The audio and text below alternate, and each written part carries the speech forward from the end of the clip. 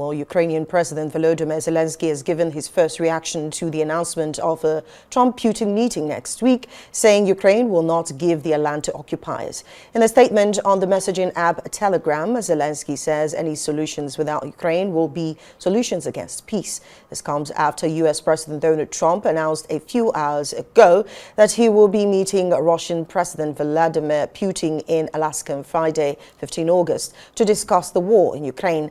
Trump signaled that Ukraine may have to cede territory in a peace deal with Russia, telling reporters in quotes there will be some swapping of territories to the betterment of both. Zelensky has previously rejected any preconditions for territorial concessions. Meanwhile, addressing the Trump-Putin meeting directly, Zelensky says the summit is taking place very far away from the war, which is raging in Ukraine and can't be ended without Ukraine. He said decisions made without Ukraine will not achieve anything, calling them stillborn decisions. Zelensky also says they're unworkable decisions. He says Ukraine is ready to work with President Donald Trump together with all partners for a real peace. Well, let's look into the Russia-US meeting and Zelensky's reaction to that with Carrie Oderman. Carrie is a global affairs analyst. She joins me from Germany. Good to have you this weekend. First off, should we expect anything positive from the meeting with J.D. Vance, that is Vice President J.D. Vance and Foreign Secretary Lamy? On the actual situation in Ukraine, I imagine what happens on August 15th in Alaska will be much more relevant. So I would hold back on expectations. Right. Now, is it important also, I'm very sure you followed up with the news, is it important for President Zelensky to be present in such a crucial meeting?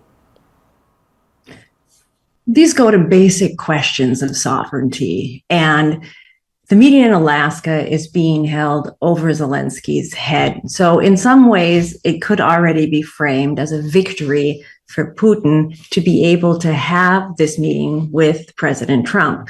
Putin, who has been ostracized from the international community since 2022, when the full-scale invasion began, is trying to come back into the international fold, and meetings with world leaders like President Trump are very, very important for this. Not having Ukraine at the negotiations actually puts Ukraine in a more positive situation, because if the results of the negotiation are not good for Ukraine, they can say that the negotiations aren't legitimate because they weren't at the table. A very important point you raised there. Now, I'd like to also bring your attention to the Putin-Trump, relationship prior to even Trump winning the election. Now, do you think the incidents that has, happened just before these talks after Trump took over must have soured the relationship between Putin and, Trump? I mean, remember last weekend we had Trump talking about moving some U.S. subs to strategic positions. That's after the former Ukrainian president spoke of something that outraged Trump. Do you see a sour relationship between Trump and Putin affecting this decision? I see that most world leaders and other members of the international community have understood that they achieve most when they help President Trump look good. And the fact of the matter is Vladimir Putin has, in his behavior, his refusal to come to the negotiation table, his refusal to go into a ceasefire, has done the opposite of that. And this has soured the relationship. All right. Now, one thing you mentioned in the course of your explanation is the fact that, there's a negotiation about ceding territories. Now, Zelensky is disapproving of the fact that the meeting will be held with Kyiv and has clearly stated, given part of Ukraine cannot happen. That's something against what Trump said earlier, which is that parts of Ukrainian territory will be negotiated. The interesting thing since the beginning of the full-scale invasion, there's always been a discussion of which areas Ukraine would lose. And President Zelensky, in the last 6 months, has tried to shift the narrative and avoided talking about areas that could be ceded to Russia and focused more on the human aspect. And I think this is something that was very surprising to Putin and put him on the back foot, because Zelensky's focus on the up to 20,000 children that have been taken into Russian territory instead of some of the oblasts that are occupied now by Russia illegally.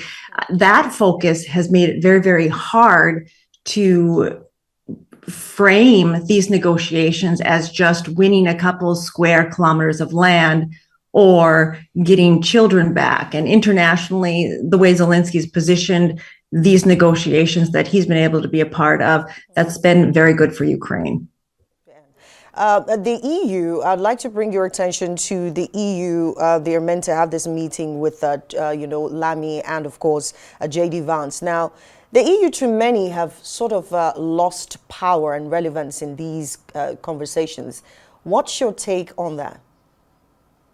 I think Europeans got a wake-up call at the Munich Security Conference in February of this year when J.D. Vance called out the European Union and the NATO allies. In the meantime, it's been, it's very typical for Europe, somewhat slow moving, but it has been moving and decisions have been made. This push to get 3% GDP investment from NATO allies into defense has actually ended up really pushing the European defense industry, and they're making up for lost time.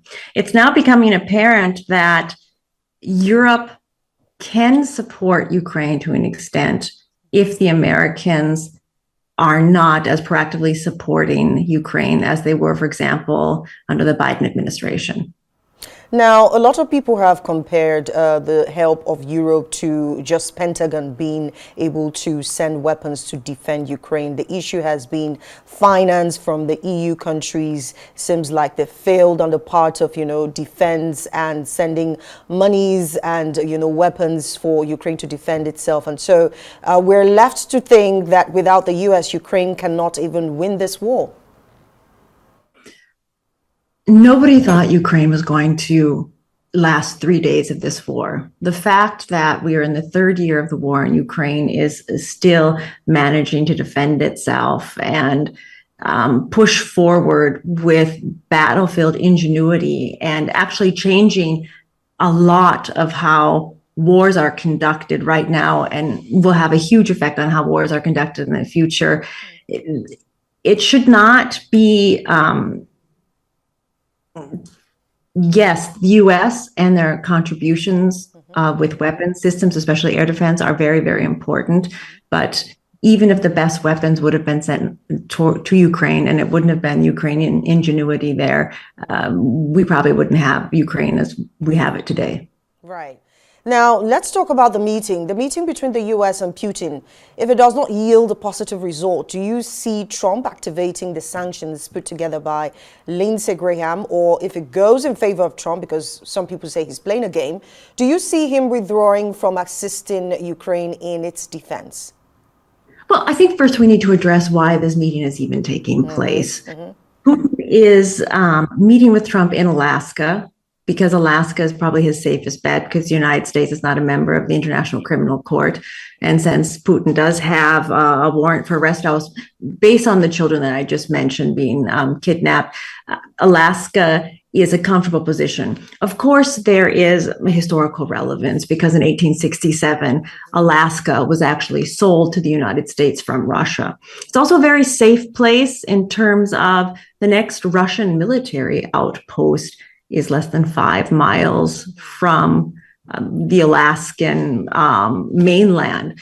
So where this meeting is happening is important, but also that this meeting is happening at all is also very interesting. And it goes beyond just twisting Putin's arm. We have to remember that the war in Ukraine, Russia's war in Ukraine, costs about $25 billion a month. And right now, there's only between 31 and 39 billion US dollars in Russia's liquid reserves. And although wars may start on a battlefield, they're always going to end at the bank. And the idea of the secondary tariffs that Lindsey Graham's legislation, which is veto proof, could instill on India would very, very much affect Russia's ability to continue this war. An interesting point also, though, that we can't forget is if Putin does agree to a ceasefire of 30, 40, 50 days, in that time, he could be using it to restock and gather more energy to attack again. Very important point you raised there. But how effective can these sanctions, put together by Lindsay, make Putin stop a war? A lot of people have had these conversations and they wonder, because it's not in the eyes of the public yet, how effective can a sanction, bring Putin to his knees? Well, the most interesting thing about this legislation is that it shows that despite how dysfunctional American politics seems to be, they can still produce sophisticated institutional responses to challenges. Now, keep in mind, Trump's tariffs are flexible and they're based on executive orders, but a congressional secondary tariff, which would place tariffs on India for buying Russian oil, would have a much longer term effect. And it would be a much more robust tariff that couldn't be changed from one day to the next, as we've experienced with other tariffs that Trump has talked about created, or then pulled back on. So the fact that Graham has had this plan that is veto proof, this legislation, gives Trump leverage to negotiate with Putin. And it's this legislation, I think, that is going to be what brings Putin to Alaska next Friday. Yeah, and that brings me to the issue of tariffs. But just to touch a little bit on that, do you see, or do you think it's time for Trump to open ties with, Russian allies to achieve his aim, particularly with China, with India, as you mentioned earlier, just so that the supply of these, weapons or whatever it is, say oil and all of that, can ensure that, Trump, for Putin, he halts whatever it is that's going on in that region? I think leaders like Narendra Modi, the Prime Minister of India, they're experienced statesmen and political leaders, and they've seen which way the wind is blowing, and they've already been looking for alternative energy sources. They have a responsibility to the people of their countries, and they can't let these tariffs halt their own domestic growth. The question of how effective secondary tariffs are has to be balanced against the long-term effects of U.S. relations with China or with India. I would be more concerned about U.S. relations with India. Right now, developments with the U.S. focusing really on supporting Taiwan more shows that China and the U.S. relationship with China might not be the priority that having a good relationship with India is. Right. Now, just before I let you go, because this is something you raised while we're having a conversation. Now, it's the first time we are seeing Melania Trump speak up about the Ukraine-Russian conflict, talking about children dying from the war. How politically relevant is the office of the First Lady?